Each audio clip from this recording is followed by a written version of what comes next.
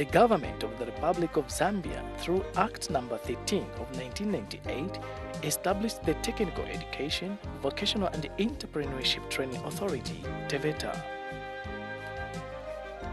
Act No. 13 of 1998 empowers TEVET to regulate, monitor, and coordinate technical education, vocational and entrepreneurship training in consultation with industry, employers, workers, and other stakeholders.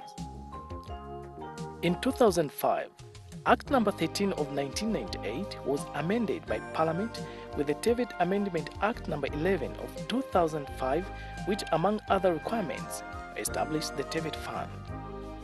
The TEVET Fund is designed to play an important role in assisting the government of the Republic of Zambia to develop a high-quality, sustainable, demand-driven and equitable TEVET system.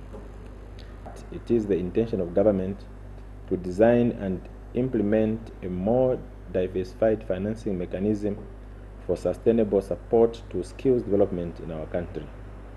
This documentary presents some of the achievements of the TEVET Fund towards overall improvement of our skills development system. Since 2005, the TEVET Fund has been operational and is intended to ensure a sustainable financing of the TEVET system. The fund establishes national quality assurance mechanisms to improve the quality of delivery and the confidence of beneficiaries in the training and skills they acquire. The TEVET system is financed by budgetary allocations from the government, while significant support for the period up to December 2008 came from donors. The TEVET Fund provides support to TEVET institutions duly registered by TEVET under 4 financing windows. The TEVET Fund was created by the government of Zambia, essentially to provide for avenues of financing priority skills development in the country. Essentially, it operates through what we call financing windows, and we have 4 financing windows. The first financing window is called Window 1, and that provides financing of what we call pre-employment training. This essentially relates to the development of skills necessary for the new industries and new skills demands. So in that window then we have fairly sophisticated skills development requirements. Window 2 looks at providing training for in-service people. In this respect, we're looking at reskilling or upskilling people who are already in employment. And this basically works through a collaboration between the employer and the training provider. The third window, Window 3, looks at training specific for the small and micro enterprises and the informal sector. And here we are looking at fairly short but targeted training interventions intended to provide upskilling, basically, of operators in the small and micro enterprises sector, as well as those in the informal sector. The fourth window is what we call the investment window, and that has 3 main avenues of support. We support capacity development in registered training institutions through upskilling and sometimes reskilling, but mainly upskilling of instructors in our training institutions. Since 2005, a number of projects have been undertaken in all the 4 financing windows of the TEVET Fund. Window 4 of the TEVET Fund provides for investment, funding, human resource development, and procurement of equipment for training purposes.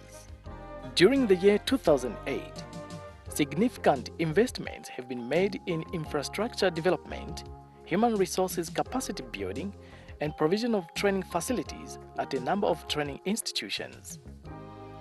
In 2008, a number of TEVET institutions falling under different line ministries benefited from the TEVET Fund. The fund provided equal access for both public and private institutions, including community-based and church-based institutions offering skills training and duly registered by TEVET. In 2008, 10.4 billion kwacha of the TEVET fund was available for disbursement, of which 300 million was carried forward from 2007.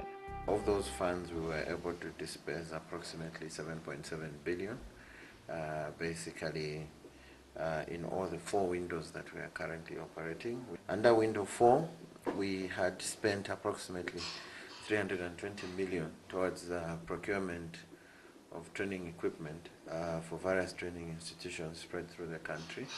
This equipment included desktop computers, where we delivered approximately 65 latest Pentium 4 computers for various training institutions that would be used as part of their training equipment.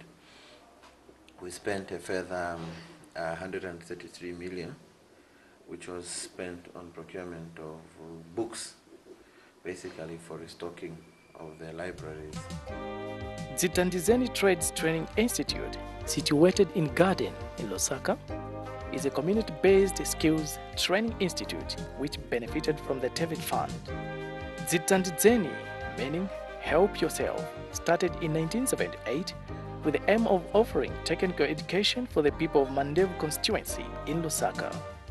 As the community grew, so was the demand for entrepreneurship skills. As a result of the increasing demand for skills training in Mandevu, Zitandizeni faced a challenge of infrastructure to meet the increasing demand. With the support from the TEVET fund, Zitandizeni now boasts of a new building that consists of a library, administration, and classrooms. We are depending on the 23 institutions under the means of science.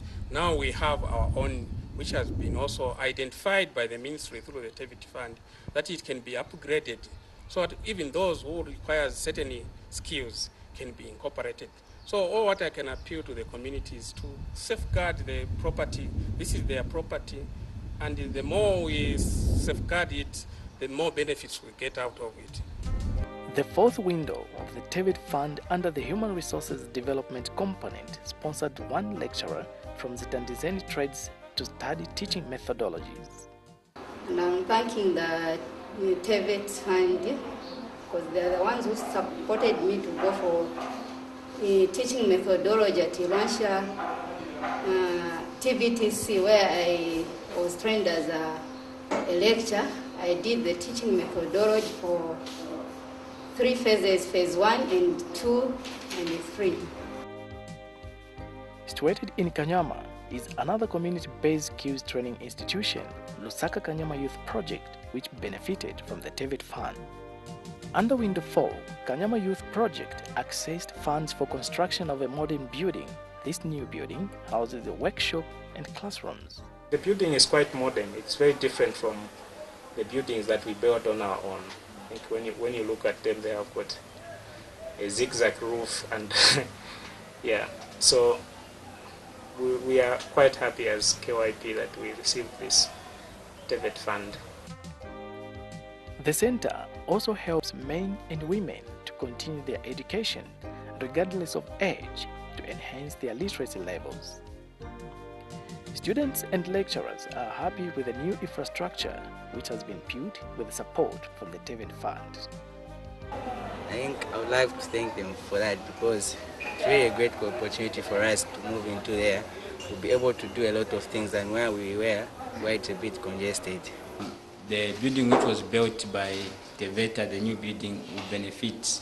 It will be beneficiary to us. We'll be able to enroll students, more students, so at least we can be having practicals in a learning in a conducive place. The Industrial Training Center, ITC, is another institution that benefited from the TEVET fund.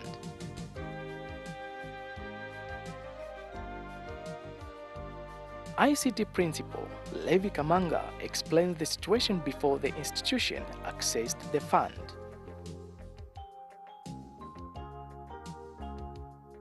over a period of time, I think they were more or less worn up, and some of them, I think, had their components, damaged. We could not source them.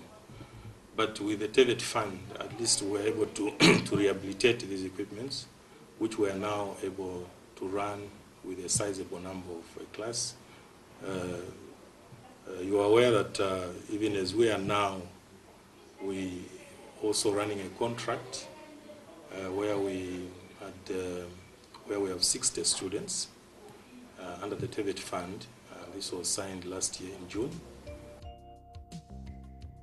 Industrial Training Center managed to renovate all its workshop, ablution blocks, and the storeroom using the TEVET fund.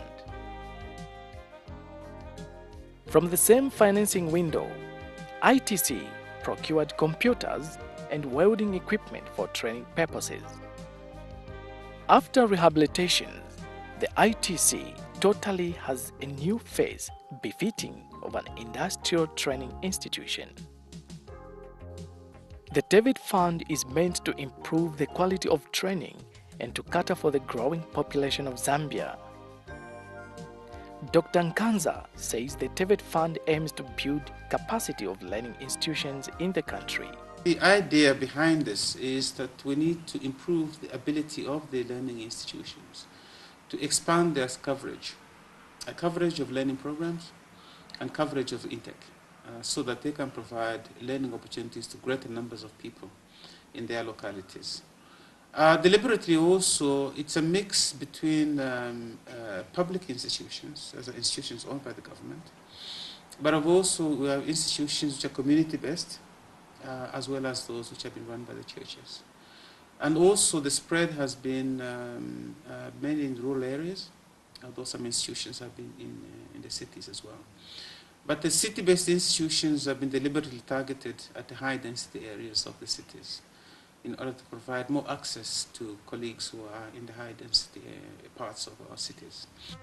Lusaka Business Training College was in desperate need of funds to improve its teaching and learning environment.